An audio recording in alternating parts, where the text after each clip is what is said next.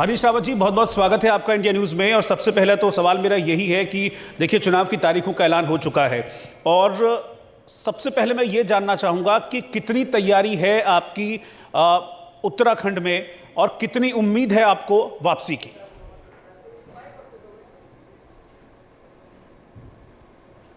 पूरी तरीके से तैयार है। हमारे कार्यकर्ताओं में बड़ा जोश है। आपने देखा होगा जब चुनाव की घोषणा हुई तो हमारे कार्यकर्ताओं ने पटाखे फोड़ करके खुशी जाहिर की, मिठाई बांटी, क्योंकि कांग्रेस कार्यकर्ता ये समझता है कि चुनाव आयोग ने चुनाव की घंटी बजाई और ये भाजपा की विदाई की घंटी भी है। लोग इस दिन की प्रतीक्षा कर रहे थे। कांग्रेस कार्यकर्ता बहुत जोश में है। वो पिछले हार का बदला लेना चाहता है और कांग्रेस कार्यकर्ता ही नहीं, जो कांग्रेस का लॉयल मतदाता है वो भी हर हालत में सुनिश्चित करना चाहता है कि इस बार कांग्रेस सत्ता नहीं हरीश रावत जी, लेकिन उत्तराखंड में जो ट्रेंड देखा गया है, उत्तराखंड में जो अभी तक ट्रेंड देखा गया है वो ऐसा ही है कि एक बार बीजेपी, एक बार कांग्रेस, एक बार बीजेपी, एक बार कांग्रेस।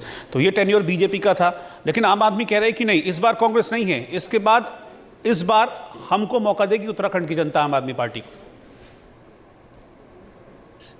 सपने देखना सबका हक है।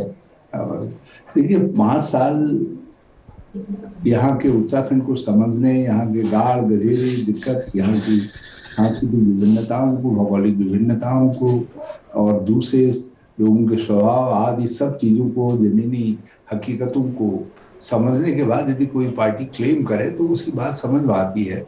अभी तो इन्होंने सारा इसका भूगोल भी न नापा है उत्तराखंड का।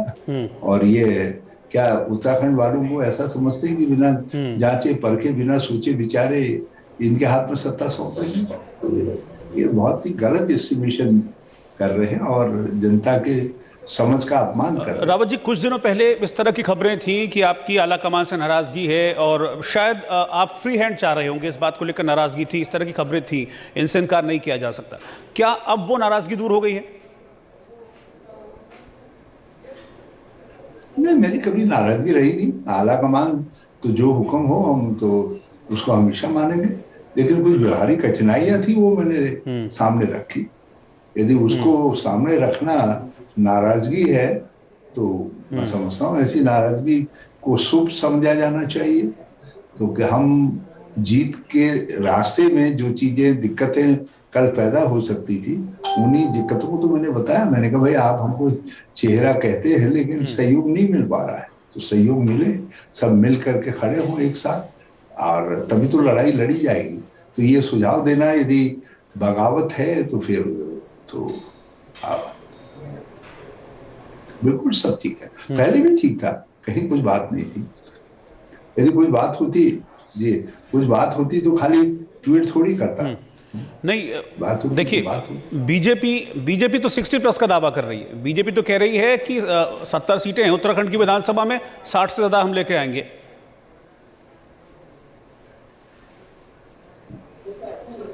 देखिए, हम लोकतांत्रिक पार्टी है, हम तो जनता के सामने हाथ जोड़ करके खड़े हैं, कह रहे हे मतदाता, हमको इतनी सीटें दे दे कि हम एक अच्छी सरकार उत्तराखंड को दे सके और एक काम करने वाली सरकार दे सके, राजनीतिक स्थिरता दे सके, राज्य को निर्णय लेने की क्षमतावान सरकार दे सके।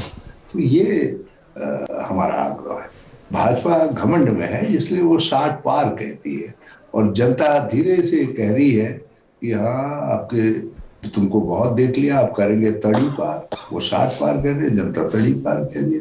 देखते हैं जनता का तड़ी पार सही सिद्ध होता है या भाजपा, क्योंकि लड़ाई हम में भाजपा में कम है। ये तो जनता जनार्दन और भाजपा के बीच में ज्यादा है। रावत जी, लेकिन एक बात है ना, सुनिए, एक बात है ना कि चुनावी रैलियों पर तो अब रोक लगी हुई है, तो फिर आप लोग कैसे पब्लिक तक पहुंचेंगे?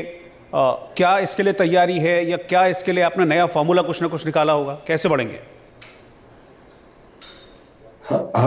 हमारी तैयारी बिल्कुल मुकम्मल है और हमने ऑलरेडी ऑनलाइन एड्रेस स्टार्ट कर दिया। कल मैंने सुबह 11 बजे ऑनलाइन एड्रेस किया था। उसमें शुरू में ही 20,000 से ज्यादा लोग जुड़ गए। अब तो लाखों लोग देख चुके हैं।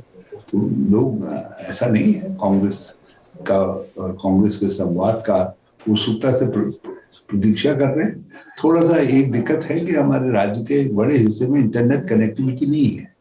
एक 50-60% हिस्सा ऐसा है जहाँ कनेक्टिविटी या तो है नहीं या तो पुअर है।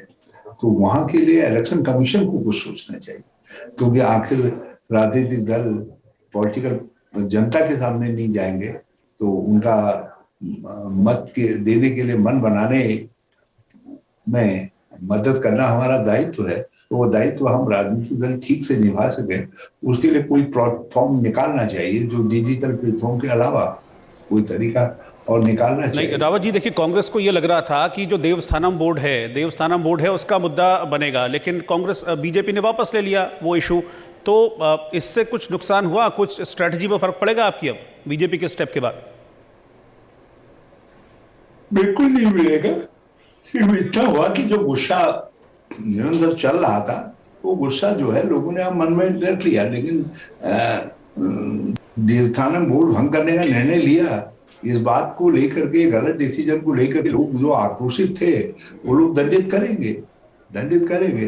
ये अलग बात है कि जो गुस्से का कारण था वो थोड़ा अलग हट गया, मगर इससे गुस्सा समाप्त तो थोड़ी हो गया, क्योंकि लोगों के मन में ये सवाल तो है कि तुमने देवस्थानम बोर्ड भंग कर दिया और बिना ये समझे कि इससे किसकी भावनाओं को ठेस लगी। ये जो कोविड का टाइम था रावत जी, कोविड का जो टाइम था, इसमें हर स्टेट गवर्नमेंट ने सत्ता विरोधी लहर का सामना किया, लेकिन बीजेपी का कहना है कि हमने डट के मुकाबला किया।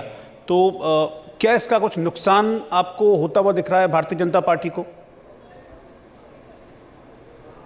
आप क्या समझते हैं वही हम भी समझते हैं। दिल्ली में कितना कोरोना से किस तरीके से मौतें हुई, ऑक्सीजन नहीं मिली, बेड नहीं मिली, दवा नहीं मिली।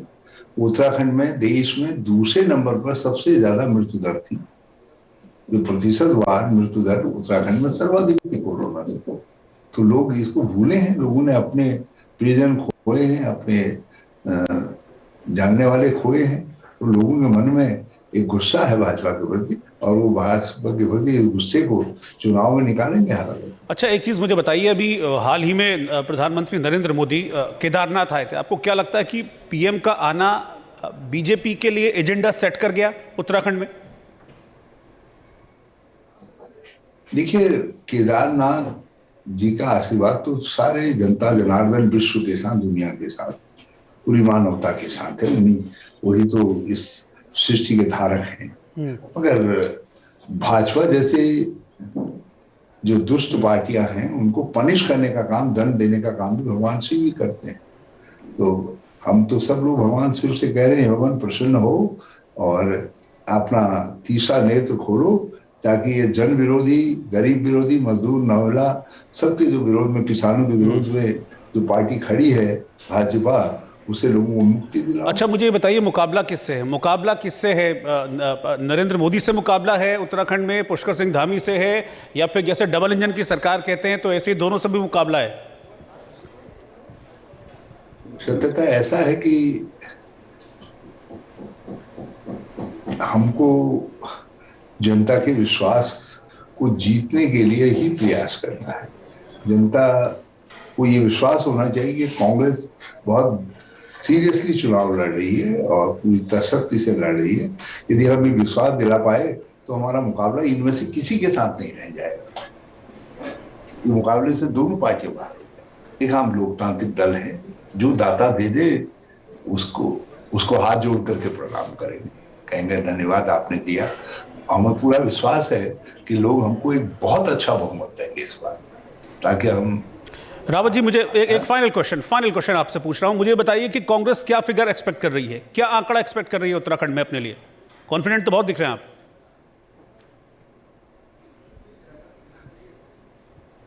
आंकड़ा, देखिए, आंकड़े से घमंड दरसता है, और घमंड जो है भाजपा को ही मुबारक हो।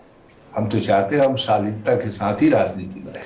ठीक है हरीश रावत जी, बहुत बहुत शुक्रिया। हमारी शुभकामनाएं हैं, इंडिया न्यूज़ की तरफ से आपको शुभकामनाएं हैं, क्योंकि हमने सभी जो पार्टियां आज हमारे साथ जुड़ी, सभी जो दल जुड़े, उनको हमने शुभकामनाएं दी। इसके साथ ही साथ आप हमारे साथ जुड़े, बहुत बहुत शुक्रिया आपका।